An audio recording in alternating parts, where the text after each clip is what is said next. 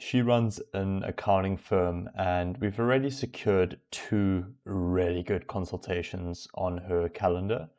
A few logistic companies, and then also some hospitality companies. And she's like an advisor. She does cloud accounting services. And she said, "Hi, Ben, another great lead this morning with Theron. So now, just to start closing, just to let you know, the lead for tomorrow doesn't seem ... dot dot dot." So this lady here, one of my clients, she let me know that the lead for tomorrow looks to be like a fake lead, like spam, right? So we called that lead and we saw that it was a number that wasn't real and that their company name also wasn't real. So we are obviously going to replace that lead. And the reason I'm making this video is to specifically share with you how treating your customers' needs above your own is going to be one of the biggest and wisest business moves that you can make going forward.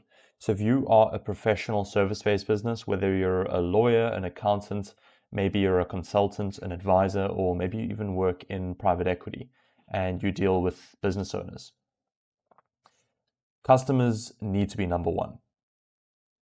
Otherwise, you're going to get refunds, you're going to get bad word of mouth, your reputation will fall apart. And the first thing that comes to mind for me is the story of Warren Buffett, who's one of the greatest investors to ever live. And Warren Buffett had an employee who came to him and said, I'm dearly sorry, Mr. Buffett, but I lost the firm hundreds of thousands of dollars because he made a bet on a company that ultimately flopped. And Warren Buffett said, well, we've paid now hundreds of thousands of dollars for that lesson. And I'm relatively okay with you losing the firm money and you being honest about that loss. But if you lose the firm, even an ounce or a shred of reputation, I will go to hell and back to destroy your life. And that's kind of like me paraphrasing. It's not exactly, but we want to make sure that reputation and customer results are put first. Same here for JP. He said, "Morning, Ben. My first meeting with Sasha from XYZ company went very well. Thank you." And I said, "Amazing. Now proposal and follow up. You got this." Another client said, "Yeah, good one. Just phoned. They have 4 locations and do about 500K turnover per month per location." That's really awesome. Another one, "It is a great art of marketing. I just see myself succeeding with so much aid from you, helping you." 3 clients as well. "Thank you so much, Ben. Thank you, Ben. Thank you so much." It's really awesome to get, positive messages from your clients. Because I feel like any business owner, most days, it's like getting kicked in the stomach or hit in the stomach 3 times a day, every single day. So it's awesome to get some wins, Another one, "I expect one to pay today or tomorrow, 22.5K consult. Business does 500K per month." Another was warm on Friday, but they ghosted, also 22.5K consult, still chasing. And then I actually messaged him and I said, I want to pay attention to the word ghosted and chasing. I think that those are limiting beliefs. When you're dealing with large businesses and sending them proposals, those large businesses are often very, very busy. They've got hundreds of employees. They've got so many different people begging for their attention. So it's not that they're ghosting you or that you're chasing after them. It's that they're a big fish and you need to work on reeling them in. And the bigger the fish, the harder it is to reel them in. But ultimately, the more they will be able to feed your family. So it is worth it in the end. But you need to get rid of that limiting belief. And you need to follow up. Email them, call them, WhatsApp them, schedule a meeting. If they have showed up to a meeting and they want your services and you've proposed them, they want your help. But it's kind of like giving a dog medicine, Beautiful morning, thanks. We've received the leads and we are getting positive callback. We will keep you updated. Highly appreciated. Please keep on loading and supplying. So we got John. He runs a credit rescue firm. And we got him some incredible bookings. He actually ended up closing out of, I think, 26 calls, I believe he ended up closing anywhere between 4 to 6 new clients, and he saw a really good return on marketing. And he's actually placed another order with us, which is awesome. Got 3 prospects to proposal stage this week, working on a 4th. If I can close one of them, would be a minimum 2 to 3 times return on marketing spend. And I want to share Matthew 2:3-11 with you, right? But he that is greatest among you shall be your servant, or he shall be servant of all. I believe that God, whether you're religious or not, or you have faith, or you believe in the universe, whatever you are, I believe that in order to succeed, you need to serve.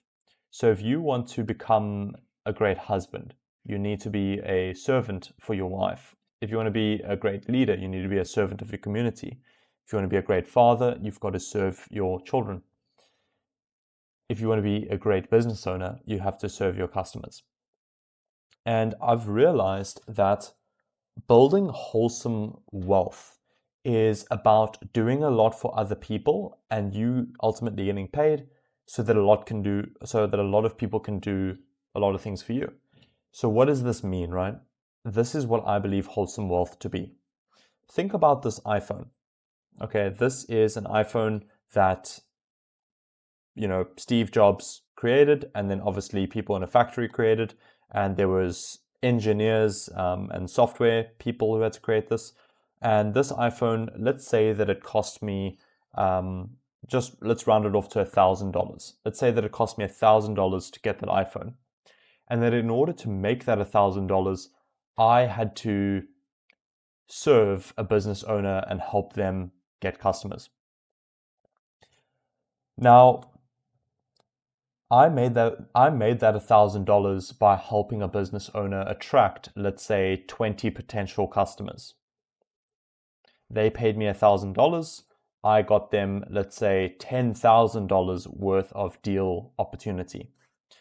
And that $1,000 I then used to get a phone, which I can use for filming, for communication. I can use it for Google Maps. I can use it for speaking to my family. I can use it for editing videos. I can use it for speaking to clients on WhatsApp. And if we extrapolate that out to a larger degree and we think about, okay, a house, let's say that a house is $200,000. That's about 5 million Rand. $200,000. You then need to ask yourself, okay, if a house cost me $200,000 and my service is $20,000 and I help businesses restructure themselves to decrease their tax obligation, as an example, then I need to get 10 customers at $20,000 and change their business's life, okay, in order for me to purchase a home. So that's what I've noticed about service, is that the greater you serve other people, in the end, the better you will be served. And selfishness is the number one killer in small businesses. Selfishness, putting yourself first instead of putting your customer first. And it's easy for me to say, but when you're a small business owner and you're getting refunds and you have to almost, lie to customers to get money or whatever it is when you're starting out. And maybe that is the case for you. Maybe you feel like your service isn't worth it. Maybe you feel like you're not established. Why not offer your service for free and get an incredible result and then use that result, in all honesty, to attract paying customers and then charge them even more because you have a result that's worth writing about? So here are the 2 key principles of that verse that I shared with you. Number 1 is service over status. The teaching emphasizes that true leadership is not about power or authority or certifications or qualifications or degrees, but about selfless service to others. And humility. The greatest are those who humble themselves, while those who seek greatness for themselves will be humbled. Those who seek greatness for themselves will be humbled.